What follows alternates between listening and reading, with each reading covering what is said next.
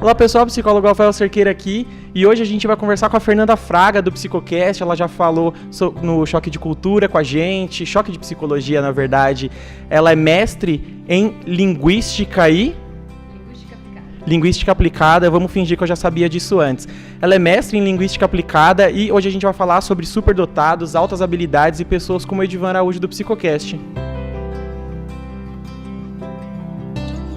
Sabe o que eu achei muito legal quando você falou que você desenhava na sua adolescência coisas dos Simpsons?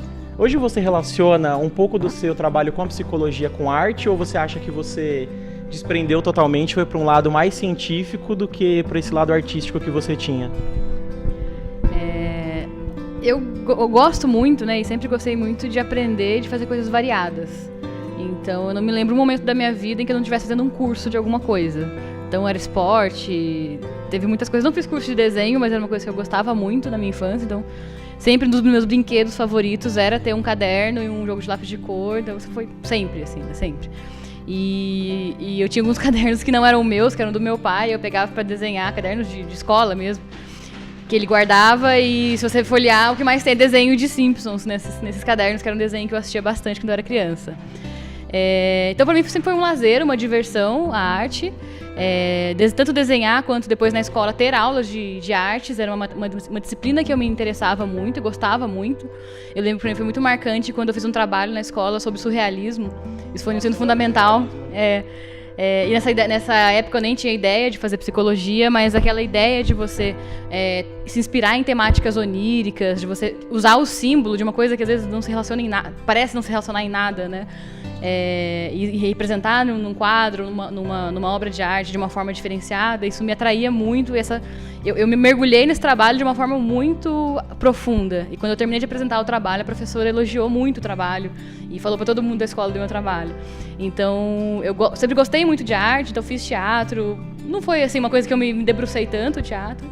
Mas sempre gostei, e até hoje gosto muito do cinema, né? Eu tô no Choque de Cultura porque o cinema, a sétima arte, como a gente fala, é uma coisa que eu gosto bastante. Porém, na minha prática profissional, eu nunca fiz nenhum trabalho de psicologia relacionado à arte. O que eu gosto de fazer sempre é incentivar os nossos alunos, né, principalmente as crianças, o adolescente, mesmo o adulto, porque a gente acaba perdendo esse senso, né? O adulto, muitas vezes, ele fala que não gosta de teatro e nunca foi no teatro, nunca vai no teatro, né? Ou não gosta de ir museu e nunca vai no museu, ou nunca foi com uma curadoria, com alguém que explicasse o que está sendo mostrado ali, né? Então, eu sempre incentivo muito nesse sentido de aquisição de conhecimentos gerais, de você entender uma determinada época da história por meio da arte. Então, eu gosto dessa coisa do conhecimento. A arte, para mim, é um veículo que me traz conhecimento. Reforço ou extinção? A gente vai para o quadro agora, reforço ou extinção. Funciona assim. Eu vou falar uma situação, algo que acontece ou já aconteceu, e eu quero que você fale se você reforça isso, que você quer que isso continue acontecendo, ou você quer que isso seja extinto. A questão é separar alunos superdotados ou com habilidades especiais dos outros alunos, ter, digamos assim, uma sala de alunos especiais. Você reforça isso ou você não concorda? Coloca em extinção. É mesmo? Coloca em extinção.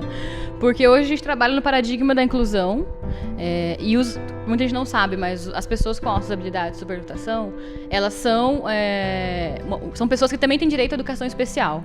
Assim como a pessoa que tem o transtorno do espectro autista, a pessoa que tem uma deficiência visual, intelectual, qualquer que seja. Então, ela também está nesse grupo, então ela também deve ser incluída. E isso é bom para toda a sociedade, porque imagina você, né, uma criança que sempre estudou numa sala separada. Depois na sociedade ela vai ter que viver com todo mundo, conviver com todo mundo. Ela não vai poder se dar o luxo de fazer as coisas de uma forma separada, e ela não vai conseguir trazer contribuições para a sociedade se ela estiver trabalhando sempre dessa forma separada. Então, eu ponho extinção, mas uma coisa muito polêmica que não basta você colocar na sala de aula junto e achar que vai dar as mesmas atividades e a criança vai ficar feliz da vida.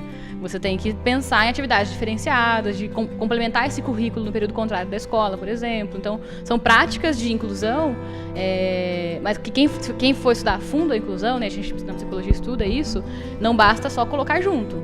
tem que ter um trabalho diferenciado, um trabalho realmente de um preparo desse professor, principalmente, que vai trabalhar com essas crianças que são heterogêneas na sala de aula. E sempre são, né? Independente de você ter alguém ali com um diagnóstico de alguma deficiência ou com uma identificação de altas habilidades, sempre você vai ter uma sala heterogênea, principalmente no Brasil, né? Então, não dá pra falar em educação sem falar em inclusão. Eu não tô sendo politicamente correta, juro pra você. A gente recebe muitas pessoas que têm aquela ideia, aquele mito, né, do superdotado como uma pessoa que não tem habilidades sociais. Eu até fiz uma pesquisa sobre isso na graduação, foi a minha primeira pesquisa séria, né, acadêmica. E esse mito é muito reforçado por isso, né? Você sempre tem aquela sala separada, aquela escola de alunos especiais do professor Xavier, não tô brincando, né? Aquelas escolas onde a criança está separada. E, se eu não me engano, a última escola de superdotados que eu tive notícia já fechou há algum tempo, assim, há alguns anos.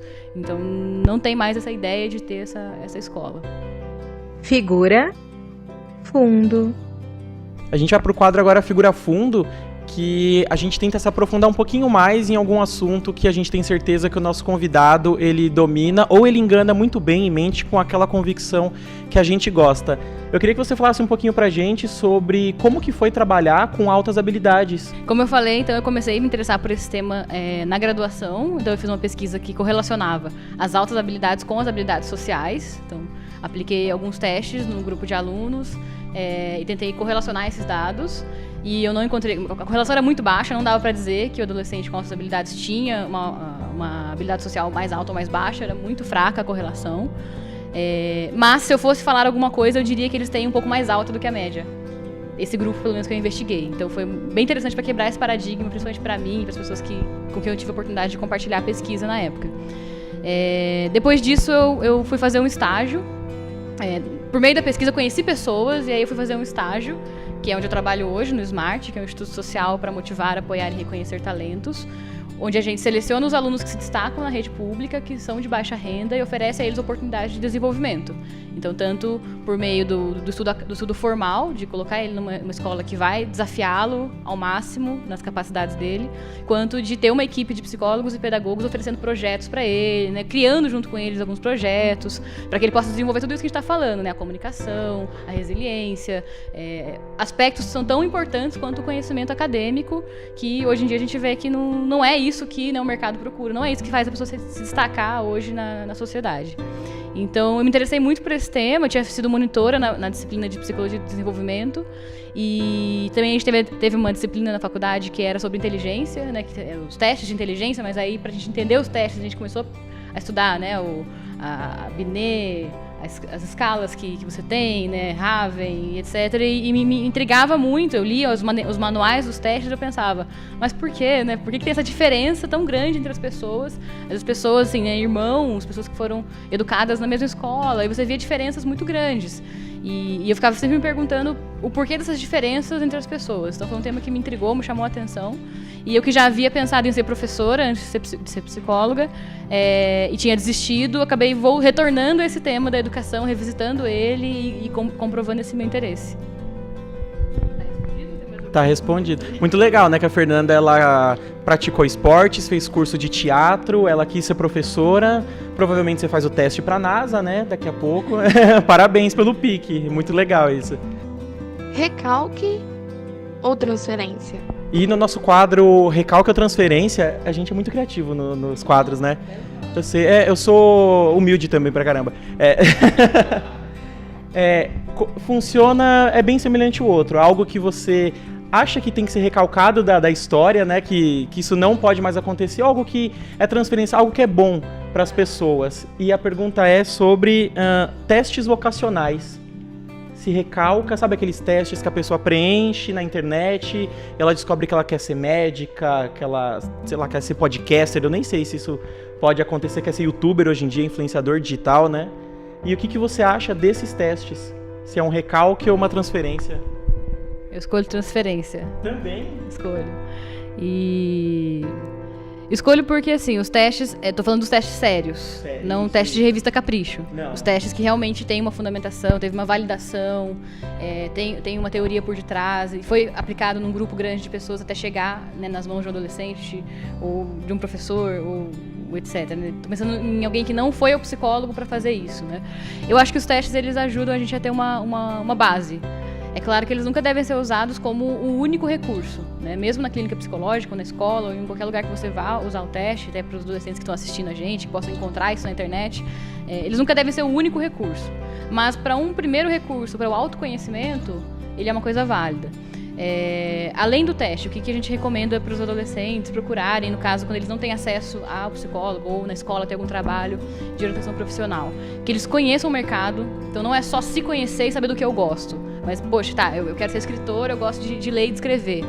Aí o cara acha que ele vai fazer letras e vai ser um escritor de sucesso. Tá, você já pesquisou no mercado quem são os escritores, o que eles se formaram, quanto eles ganham, onde eles trabalham, se eles trabalham em casa, se eles são autônomos. Então, informações da realidade. No trabalho que eu realizo no Smart hoje, a gente fala muito disso, de dados da realidade. Porque a gente sabe que o adolescente ele tem aquela tendência da idealização, né? E é muito complicado, o cara tem um investimento grande na universidade, depois pós-graduação, depois procurar, né, mentores, e aí lá no fim da linha ele chega, né, na meia-idade frustrado porque ele não teve essa formação de base, de procurar o que eu quero ser, o que eu quero fazer, e tem espaço para mim no mercado, ou eu tenho que me mudar de país para poder exercer essa profissão de uma forma que eu vou ter um ganho que eu espero, né? Então, esses dados da realidade a gente fala que são muito importantes. Então, a OP, né, que a gente fala, a orientação profissional, a gente fala muito disso, do autoconhecimento, que é um recurso super importante, os testes ajudam nisso, e depois você sair da caixa, né? Sair da casa, sair e poder ver o mercado, ver pessoas, conversar, ter mentores, que é uma coisa que é muito importante. A gente não tem esse hábito aqui no Brasil. Então, poder falar com pessoas mais velhas, entrevistar pessoas, conhecer pessoas, esse contato com a sociedade, com o meio que te cerca, é muito importante para você saber se você está fazendo uma escolha que tem a ver, né? A gente não fala muito mais de escolha certa e errada, de nasceu para tal carreira. Até o próprio termo teste vocacional, orientação vocacional, a gente já não usa mais, porque tende a ter aquela ideia da inspiração divina, né? Então, fulano foi chamado aqui, quase foi abduzido para ser tal profissão, engenheiro. E não é bem assim que funciona. A gente sabe que a gente tem, evidentemente, né, pontos que são fortes na gente, mas a gente também pode desenvolver outros pontos. Então, eu não gosto dessa ideia muito de vocação, né? E não sou só eu que estou dizendo isso. A maioria das pessoas que trabalham com OP hoje falam muito mais da profissão, né, ou da carreira, que também são coisas diferentes, mas que estão mais ligadas à realidade do que à vocação. Associação Livre. E para encerrar o nosso quadro Associação Livre, que ele funciona como se fosse um bate-bola, jogo rápido, eu vou falar algumas coisas e você tenta falar brevemente a primeira coisa que vem na sua cabeça e não pode pensar muito, beleza? Limpar a chaminé. Vamos limpar a chaminé. Não vale pensar muito porque na edição isso eu não corto, hein? Isso tem que ser do coração. É realmente Associação Livre. Vamos lá. Bullying. Escola. Escola sem partido. Ilusão. Também concordo. Psicólogo no ambiente escolar. Necessário. Muito bom. E, por último, o filme Into the Wild, com a trilha sonora do Ed Vedder. Maravilhoso. Fernanda, foi muito legal bater um papo com você. Eu espero que as pessoas procurem mais podcasts que você está gravando com a gente, que eles comentem na descrição se eles gostaram, se eles não gostaram. Eu achei muito legal, eu admiro bastante o seu trabalho, do que você foi falando, de altas habilidades. E é complicado pra mim, porque eu me empolgo com tudo de psicologia. Mas eu acho muito legal mesmo, quem se empenha em trabalhar, quem procura o que é certo, né? O que você falou também, né? De procurar os profissionais, não só fazer os testes, porque hoje não dá para ignorar essa questão online, que as pessoas... Eu fiz a pergunta justamente porque muita gente vai procurar na internet isso. Eu nasci para o quê? E é importante ter um profissional, né, uma profissional como você, explicando que tudo bem você procurar, mas dá um passinho a mais, sai fora da caixa, quer ser youtuber, descobre como que tem que ser, você quer ser, sei lá, astronauta e o que for. Tá bom? Ok. Muito obrigado, de verdade.